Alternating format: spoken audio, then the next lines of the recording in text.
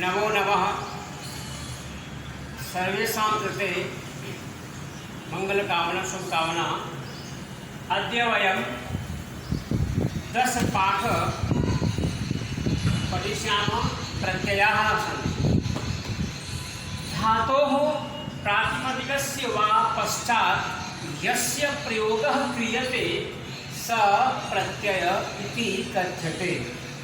धातु या प्रातिपदिक के पश्चात जिसका प्रयोग किया जाता है वह प्रत्यय कहलाता है। अब प्रातिपदिक किसे कहते हैं?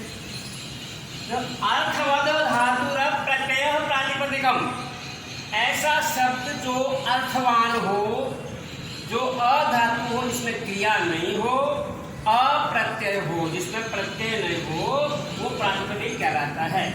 जैसे राम शब्द है, ये अर्थवान है, ये धातु नहीं है और न प्रत्यय है, इसलिए ये प्रातिपदिक हो गया। तो धातु या प्रातिपदिक के पश्चात जिसका प्रयोग किया जाता है वह प्रत्यय कहलाता है। प्रत्यय भेदाः, प्रत्यय मुख्य रूपेण प्रत्ययानां त्रयो भेदाः सन्ति। कृत प्रत्ययः, तद्धित प्रत्ययः, स्त्री प्रत्ययः च। कृत प्रत्ययः येषां प्रत्ययानां प्रयोगः धातोः क्रियायाः पश्चात् क्रियते ते कृत प्रत्ययाः कथ्यन्ते। जिन प्रत्ययों का प्रयोग धातु अर्थात क्रिया के पश्चात किया जाता है वे कृत प्रत्यय कहलाते हैं। क्रि ये धातु है। धन तव्यत कर्तव्यम, पठ धन अनियत पठनीयः। तद्धित प्रत्ययाः येषां प्रत्ययानां प्रयोगः संज्ञा सर्वनाम आदि शब्दानां पश्चात् क्रियते ते तद्धित प्रत्ययाः कथ्यन्ते। शिव धन अण शैव, धन धन मतुप धनवान।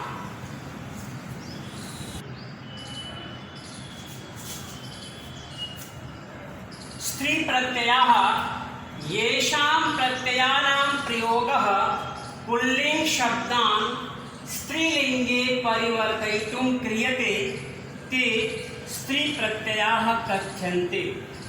जिन प्रत्ययों का प्रयोग पुल्लिंग शब्दों को स्त्रीलिंग में परिवर्तित करने के लिए किया जाता है वे स्त्री प्रत्यय कहलाते हैं। कुमार धन नीप कुमारी। कृत प्रत्यय क्षत्रिय और सानज, क्रिया की वर्तमान या निरंतरता बताने के लिए धातु से क्षत्रिय और सानज का प्रयोग होता है।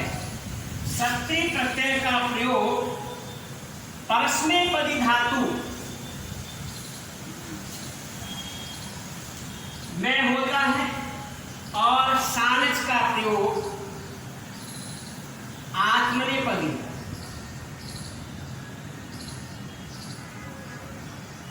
परस्मैपदी में, जैसे पठति पठतः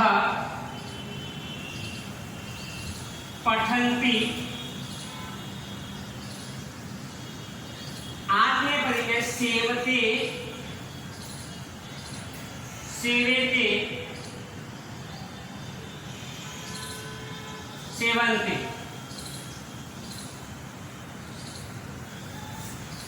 जो परस्मैपदी धातु होती है उसमें क्षत्रिय प्रत्यय का प्रयोग होता है। क्षत्रिय प्रत्यय में अत शेष रहता है। जैसे पठ धन क्षत्रिय, क्षत्रिय में स का लोप हो जाता है, पीछे अ बचता है। त्रि में री का लोप हो जाता है, पीछे बचता है अत। तो मूल शब्द बन गया पठत। पठत शब्द बन गया मूल शब्द।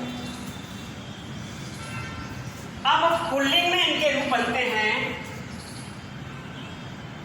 पठन, पठन्तौ, पठन्तः।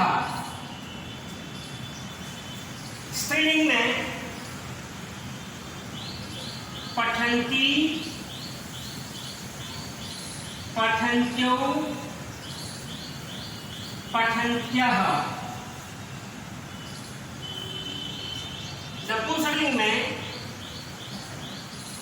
गच्छत्,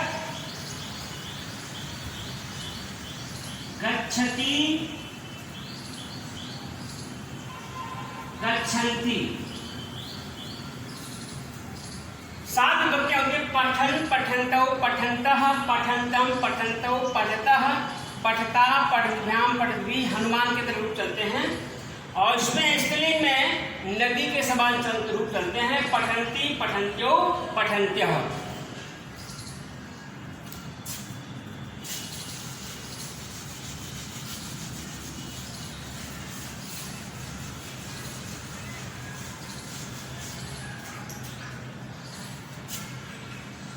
पठन रूप बना पठन,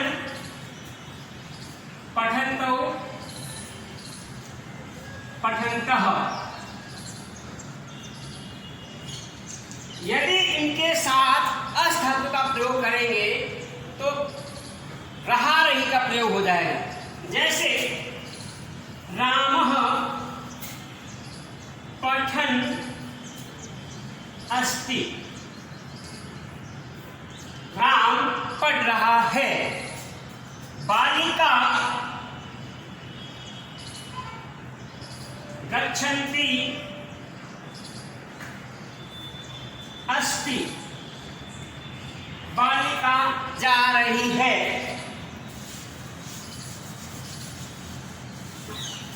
वाहनम गच्छत् अस्ति, वाहन जा रहा है। जब रहा रही का प्रयोग करेंगे तो हमें अशब्द का प्रयोग करना पड़ेगा। यदि हम अशब्द का प्रयोग नहीं करेंगे तो उसका प्रयोग हो जाएगा हुआ। बालकः पठन गच्छति, बालक बढ़ता हुआ जा रहा है। बालक हसन गच्छति, हंसता हुआ जा रहा है। बालिका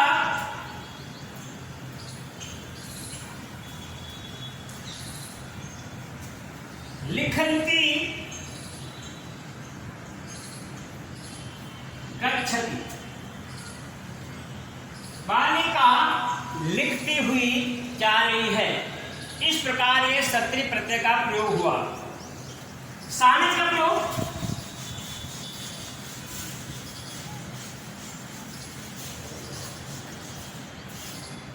सानच में आन शेष रहता है और आन से पहले म लग जाता है मान शब्द। जैसे सेव, सेवमानः, पुल्लिंग में राम के समान चलेंगे। सेवमानः, सेवमानौ,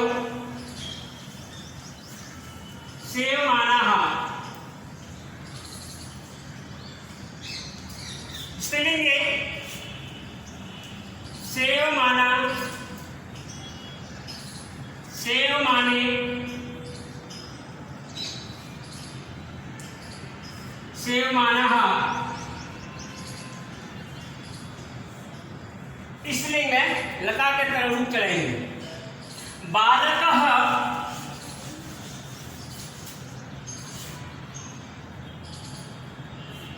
पितरं सेवमानः अस्ति,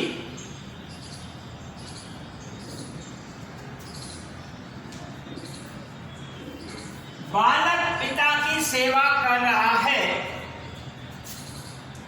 बालिका मातरम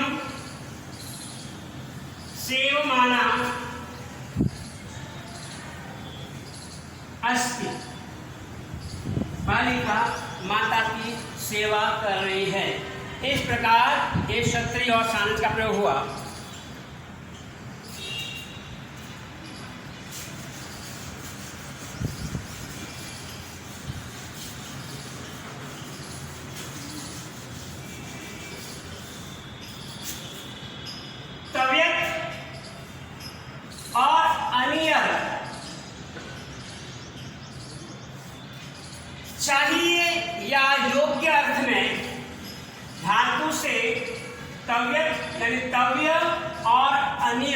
पठनीय शेष रहता है। ये कर्मवाच्य और भाववाच्य में होता है। पठ, पठितव्यः, पठनीय, मया पाठः पठनीयः।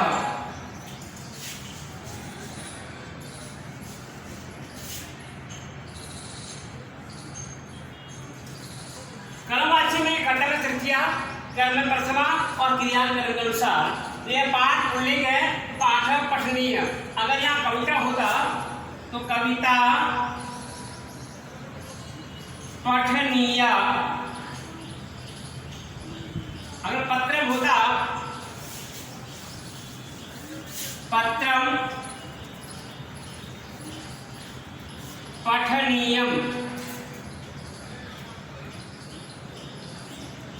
इस प्रकार एक तव्यंत अनियर का प्रयोग हुआ।